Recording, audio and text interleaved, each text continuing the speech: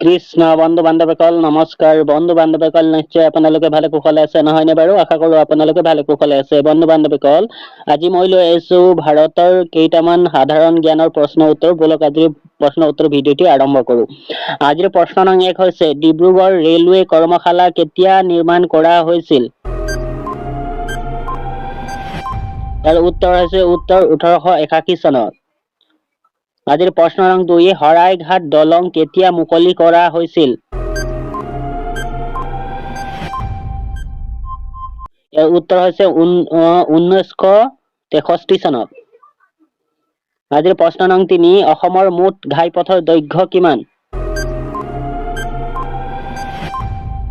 ইয়াৰ উত্তৰ হৈছে উত্তৰ 2044 কিলোমিটাৰ।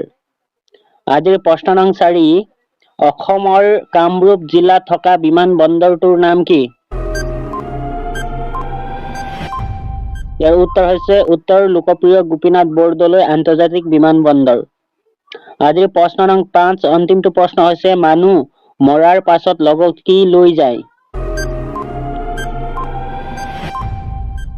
ইয়াৰ উত্তৰ হৈছে উত্তৰ নিজৰ কৰ্মৰ ফল পাপ বা পুণ্য।